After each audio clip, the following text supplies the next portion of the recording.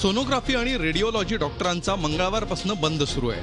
त्यामुळे सोनोग्राफी आणि एक्सरे तपासण्या बंद आहेत.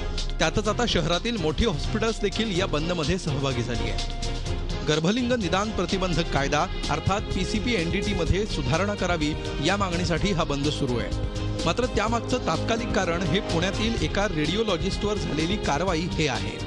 कामामध्ये एखादी क्लेरिकल मिस्टेक जर झाली तर त्याला तेवढंच त्याच तीव्रतेची शिक्षा मिळते.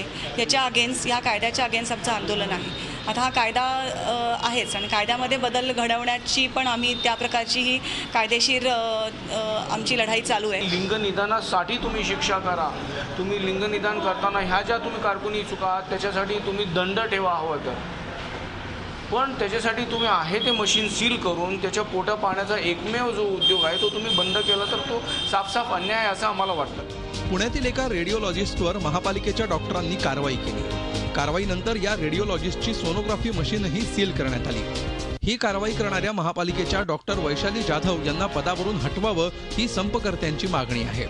संघटना ह्या डॉक्टर संघटना करू शकतात, पालक संघटना करू शकतात, पण जे अजून बेबी जन्माला आलं नाही, जे आईच्या पोटामध्ये जे बाळ आहे, जी मुलगी आहे, त्यांची तर अशी काही संघटना नाही आहे ना. त्यामुळे त्यांच्यासाठी ते काम करायला कायदा आहे आणि त्याचं इम्प्लिमेंट करायची जबाबदारी माझी आहे.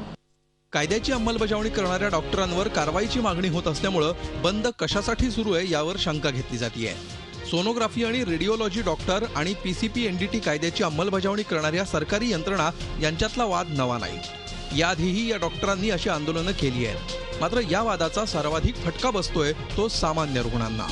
नितीन पाटणकर, झी मीडिया, पुणे. झी 24 तास रहा एक पाऊल पुढे.